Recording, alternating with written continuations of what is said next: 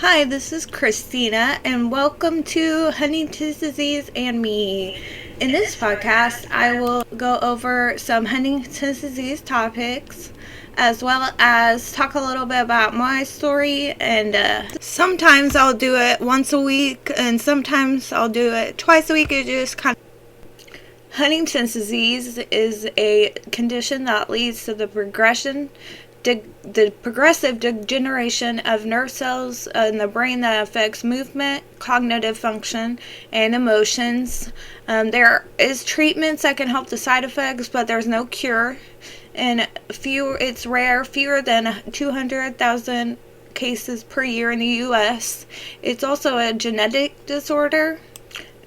So I was diagnosed with Huntington's about 5 or 6 years ago. I have a CAG of 48, and my dad was the one who had it originally, and he had a CAG of 47, and my grandma that had it before him, I'm not sure what her CAG was, but she also was diagnosed with Huntington. So my grandma, she had both of the symptoms. She had mental and physical symptoms of Huntington's disease. Well, my great-grandma. But she was in the nursing home and stuff like that. And she would run around outside of the street and was naked and stuff like that. And she was not able to see her and stuff like that. She would just the cops would have to come pick her up and bring her home and stuff like that. So she ended up having to go to the nursing home because of that. And when she was in the nursing home, it was the worst experience ever. She was not taken care of. But back then, they didn't have nursing homes that would take care of the Huntingtons. But she definitely would just they didn't take care of her every time I went in there. They said that you couldn't see her and stuff like that because she was so not taken care of. She was sexually assaulted. They ended up shutting the nursing home down, and my family ended up getting a couldn't see her. Definitely had, it was super sad, but, she ended up passing away and stuff like that. And then my dad and his brother both have Huntington's. My dad had more of the chorea than anything because he definitely would just, he had a lot of movement, but his mind was so good. His mind, he could talk, he could walk, he could do everything except for his. And he also, he was so independent, and he just was, the happiest person in the world. He would just, no matter what was going on, no matter what was happening, he always had a smile on his face. And, it was sad, though, because, he was so independent. He wanted to do everything on his own, even though he shouldn't have. He drove before he should have. He definitely would also, he worked when he shouldn't have. He rode his bike when he shouldn't have. But, it didn't stop his spirit and his happy-go-lucky personality. And he also, he was so independent, and he just was, the happiest person in the world. He would just, no matter what was going on, no matter what was happening, he always had a smile on his face. And, it was sad, though, because, he was so independent. He wanted to do everything on his own, even though he shouldn't have. He drove before he should have. He definitely would also, he worked when he shouldn't have. He rode his bike when he shouldn't have. But, it didn't stop his spirit and his happy-go-lucky personality. Even with this even when he was on disability, he even was doing, working and stuff like that, even though he was told not to, but one of his friends owned a loan company to a bank, and so they definitely let him work at the bank doing lawn care and stuff like that until he couldn't. He did that for a few years under the table so that he could do something without having to sit at his house all day. He also always would go to church and ride his bike to church, which was thankfully right across the street from where he lived. But it was still dangerous because he was crossing a major street all the time, and it was scary because my friends would call and stuff like that, and they'd be like, your dad's riding on his bike again, your dad's doing this, your dad's doing that, and it was super scary. Like, I don't know. I didn't like it, and the cops would always call me and tell me, that he was caught or he got hurt or something, or he fell or something on the street, or he ended up, even when he was on disability, he even was doing working and stuff like that, even though he was told not to. But one of his friends owned a loan company to a bank, and so they definitely let him work at the bank doing lawn care and stuff like that until he couldn't. He did that for a few years under the table so that he could do something without having to sit at his house all day. He also always would go to church and ride his bike to church, which was thankfully right across the street from where he lived. But it was still dangerous because he was crossing a major street all the time, and it was scary because my friends would call and stuff like that, and they'd be like, your dad's riding on his bike again, your dad's doing this, your dad's doing that, and it was super scary. Like, I don't know. I didn't like it, and the cops would always call me and tell me, that he was caught or he got hurt or something, or he fell or something on the street, or it was really bad. He ended up having to go to a nursing home, and it was super sad, but he really liked it a lot. They did bingo and stuff like that, and every time I go up there to visit, he would definitely have stuffed animals and stuff for me and my son, and he would always have like all kinds of stuff that he won from bingo and all his coins and stuff, and he just loved it so much. He did pass away about 2013.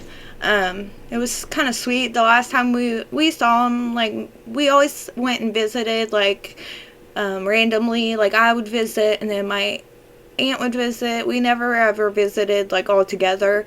So the last time that we all visited, it was me, my grandma, Michael, and then his brother, and my grandma and his brother's wife, and everybody was there.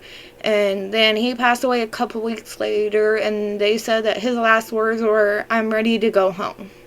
And that he was finally at peace and stuff like that. So that was super sweet for, that to happen and stuff like that. The only thing that does suck for people with Huntingtons, there's not a lot of nursing homes that take people with Huntingtons. So that way, that means that, my dad's nursing home was like 3 hours away, and his brother's nursing home was even farther away. It was like 4 or 5 hours away. And like, there's like no place that has nursing homes around. And then my uncle's Huntington's, I don't remember what his CAD was, but he had more of the mental than the physical. He had like cognitive issues. He had really bad hallucinations and stuff like that. He definitely would he hallucinated that he told his wife of 20 years that he wanted to divorce because God told him to, and that God told him that he should live in a tent for the rest of his life and just sit outside and live in a tent and stuff like that. And so he did live in a tent for a while, and his wife divorced him, but she was still stayed with him and stuff like that. She still kept taking care of him and stuff like that. So, and then they did though live for a while together when they were doing hospice and stuff like that, so it was easier, so they just had to do one hospice. And then my Uncle Eddie lived with them and took care of them and stuff like that. It was really nice, so they could get to spend some time together because, they were like joined at the hip. And then my brother also has Huntington's, and he's got a CAG of 66. He has juvenile Huntington's, and he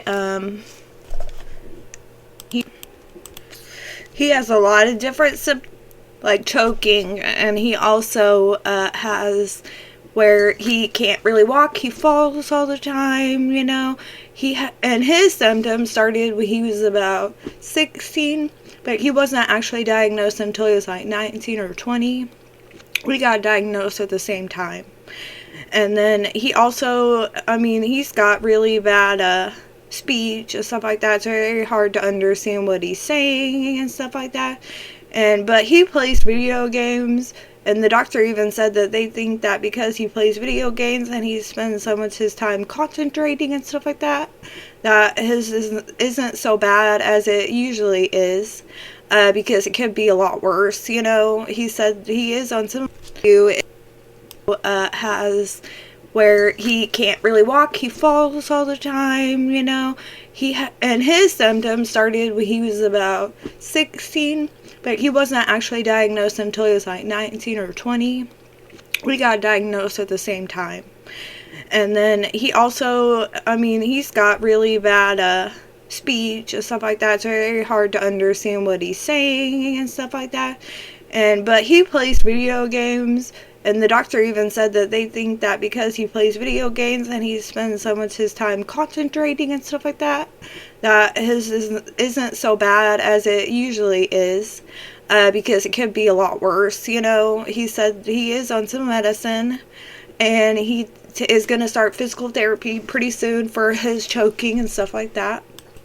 The only bad thing that he does do that's kind of scary is he smokes cigarettes, which, would be fine if it wasn't for the fact that, he almost burns himself all the time, and it's very scary because I'm like, so scary because he almost burns himself. He could set the house on fire. Like, there's so much safety risk there. But, he is a kid. He's not going to stop. Suicidal thoughts and stuff like that is also, and suicide is really common in Huntington's. It affects that part of the brain where you really can't control it. Did have a cousin, and as soon as he found out that he had Huntington's, he committed suicide. I know a lot of people that do have Huntington's do have suicidal thoughts and stuff like that.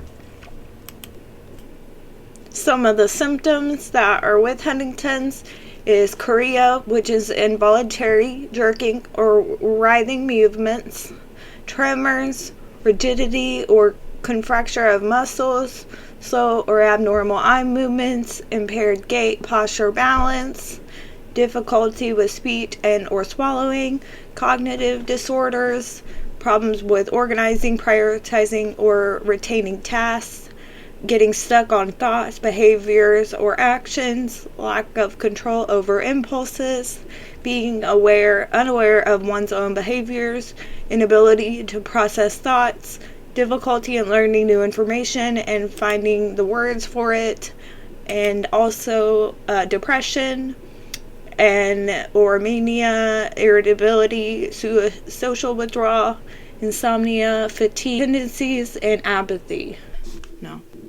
One of my symptoms that I have right now is depression and anxiety. I do take medicine for it, but it doesn't help all the time, just sometimes. But that's definitely... I also have a little bit of social anxiety. It's not around people I know, like people that I've been friends with that I'm comfortable around. It's definitely not that. But other people and random people that I really don't know, I get really bad anxiety around them. I feel really paranoid around them. And I always hate going out in public because I feel like everybody's staring at me and I don't like it. So it really gives me a really bad anxiety attack when it happens and stuff like that. Another symptom I have is my cognitive decline. I have really bad memory issues. My thought processes and stuff like that, like they just don't form as fast and as frequently as they usually would. I can't multitask anymore, which I was like, you can ask anybody. I could like multitask. I could do like 5 things at once. Like I could crochet and read a book, like an actual book, and watch a TV show all at the same time. And now I definitely can only barely do one thing at a time, which has been hard to grasp because I'm so used to going so fast and stuff. So And now I fall all the time, and I'm super clumsy too, and that really makes it hard because I always am like trying not to. It's hard to slow your brain down when you're used to going so fast at hyper speed and stuff like that. So it's super hard. So I've been trying to slow myself down and let myself, give myself a break and a breather and like not try to go too fast and try to slow down, but it's really hard. That's why I still fall and I stop and I trip over my words and I get caught up trying to do too many things. I have to redo it because I'm not used to it anymore. I got diagnosed with these symptoms probably about maybe about 2 or 3 years ago. I got tested about 2013 or 14, right after my dad passed away. But I had to get tested because I also have endometriosis. And so my doctor told me, because I was only like 21, 22, and she told me that she did not want to give me a hysterectomy, which was the only thing that would have helped, because she did not want to have to take out, because she thought I would regret it and I would want kids someday and stuff like that. And she was like, I don't want to do it, you're too young. And I told her about my Huntingtons, and she said, well, if you test positive with Huntingtons, then I will definitely let you have your hysterectomy. So that's why I went and got tested, and it ended up coming back positive, which is it's not good, but it was a relief in one sense. So I got my hysterectomy, and ever since then I've never had any pain, never had any issues. I just take my birth control once a day, and that's that for that. Yes, it sucks having Huntington's and I don't like it, but there's a little silver lining there. I also do have chorea, not as bad as I used to. I'm on risperidone, something like that, and so it definitely helps with that, and I don't have to. I still have a little bit occasionally, but it's definitely not as bad as it used to be. I also spill everything, like literally, like I have spill proof cups, and even those definitely do not help all the time. I still spill stuff. Like I literally have a towel sitting next to my dresser or my couch and stuff, so that way I don't have to worry about, so I can just clean it up right there, and I don't have to worry about getting a new towel every single time. I also got a DUI.